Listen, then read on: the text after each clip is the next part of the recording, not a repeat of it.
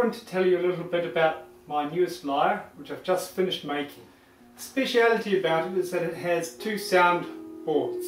The one is here, this is hollow, and the other one is here. And you can see there is a sound hole here, and there's another sound hole up here. Now, also I've wanted to hide all the mechanics like I do on all my lyres, so the strings actually go from here through to the back and go behind here to where the pins are on the other side. So when I turn it around, you will see that here the strings begin, and here are where all the rest pins are, where I can tune it. The light wood is Fijian kauri, which is a soft but a very brittle wood, and this has caused me a lot of problems. The face and the back are elm. Now this is a little bit how it sounds.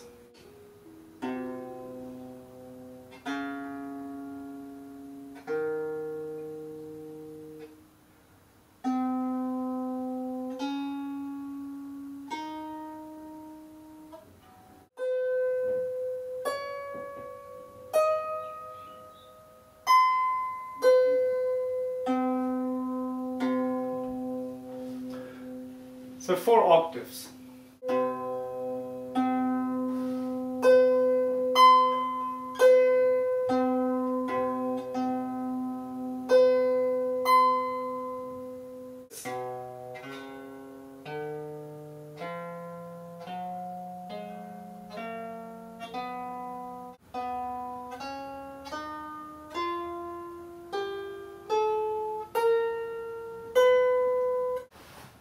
One speciality of it is that this sound hole is placed in a position where I can cover it up.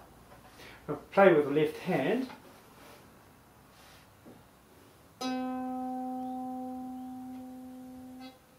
Or here.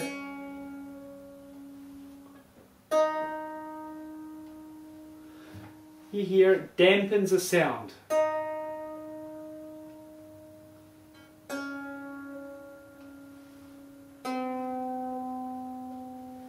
When I move the hand backwards and forwards quickly, I get a vibrato-like effect.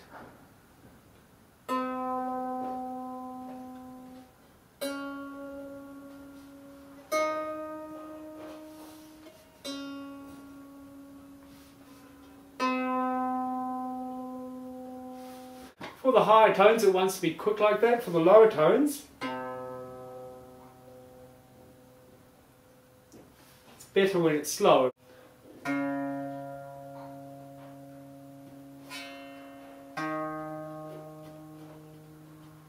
Now I envisage with a further lyre that this sound hole here can go at the back, and then I'll be able to play it with the left hand at the back similarly. I'll be also able to dampen the sound down while playing. So that's a little bit about my newest lyre. Now if you want to stay a little bit and watch on further, you're welcome. I would like to show you where this lyre has come from. So this is the first little lyre I made. It's made for the Schlesinger scales, particularly for the thirds which are to be found in those Schlesinger scales. You have a wide variety of thirds, several minor thirds and several major thirds. And you have one third which is neither minor nor major. I ignored acoustics totally.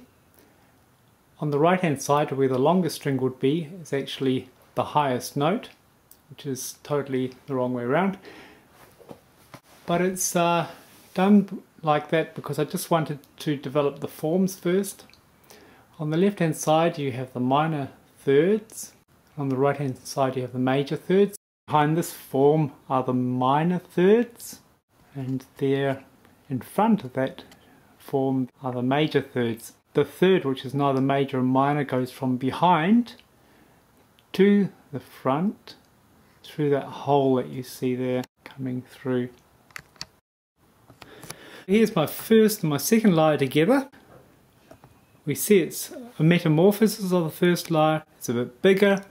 I was looking at volume here. It's made from beech, so it's a nice wood.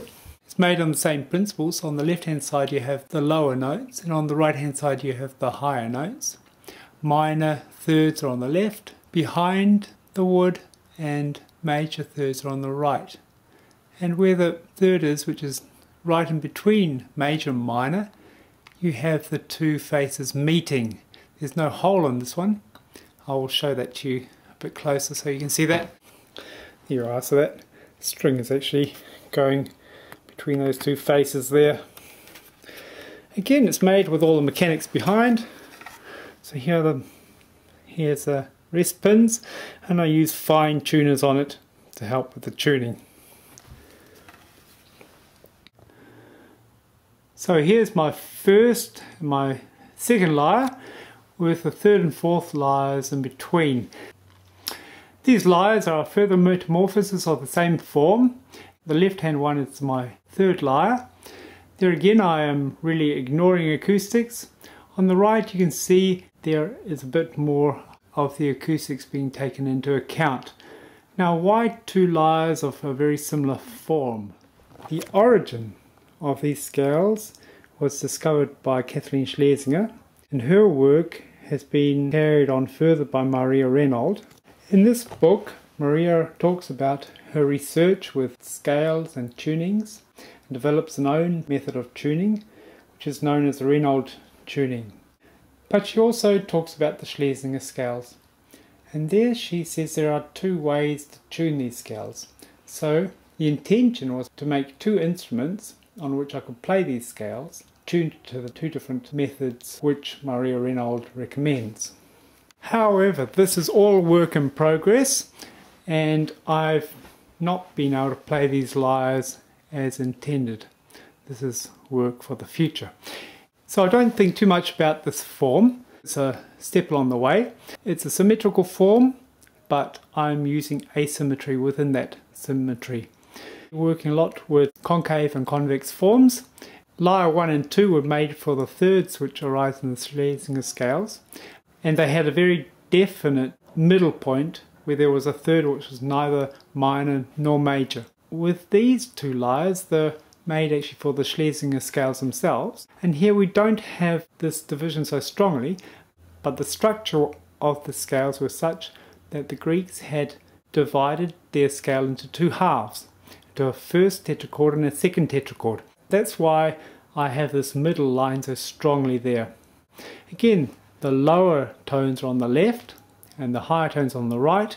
I have a more concave form for the lower tones, a more convex form for the higher tones. Here is the back of the lyre, and in keeping with all the lyres until now, I'm hiding the mechanics at the back. Here you see where the strings are attached. It goes through a hole there and go all the way down to the rest pins at the back. This part here is a bridge, which would mean that the strings would be going onto a relatively small bit of wood, and the vibrations would have to go by way of this small little bit here and here in order to come to the sound board at the back, meaning that the volume of this lyre would actually be quite bad. Lyre form is a further development. You see the left hand strings are a bit longer than the right hand strings, starting to take acoustics into account, but again the main orientation was on form, which I have developed to a nice degree here. Same principle, working with a symmetrical form, and in that symmetry an asymmetrical principle of convex and concave. Here the bridge is actually at the back. The strings touch the back there, meaning that the vibrations go directly to the soundboard. So the sound isn't as bad as it could be. The lyre is not tuned, so don't listen to the tuning, but just to the volume.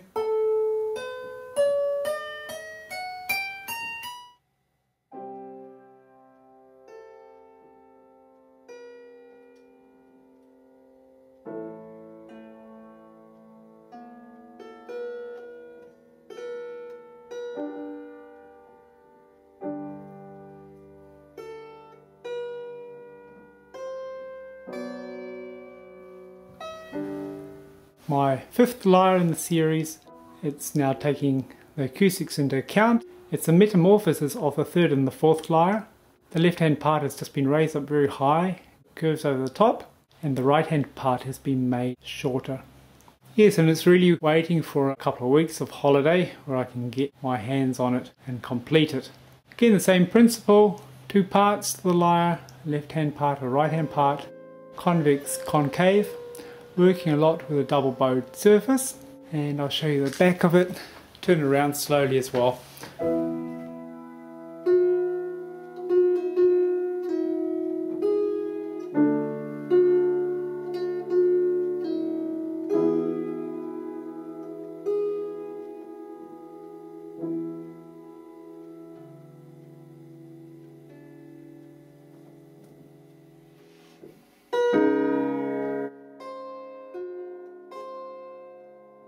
Not part of this series, but related to it in form, is the lyre you see on the right. It's a further development of a lyre which my father made. It's a pentatonic lyre, and you see I've used the same principle of having the strings go between a front part and a back part. So the metamorphosis has happened as you see it now. What's on the left hand side is at the top, and what's on the right hand side is in the bottom of the pentatonic lyre. And again I have hid all the mechanics at the back of the lyre. There you are, there is the back, and you have fine tuners again to help with the tuning. The acoustics of this lyre are not bad at all.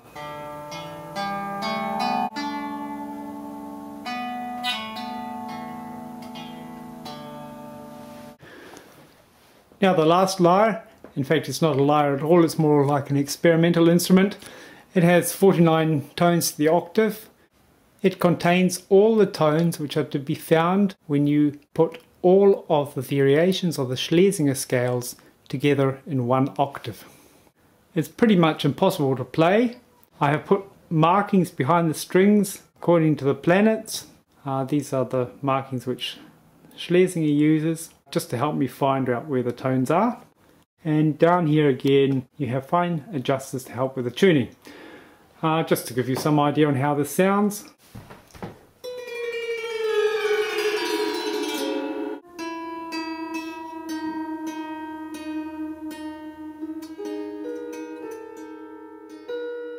So that's a little bit about my instruments. The stage is on the way. We'll see what happens with future developments.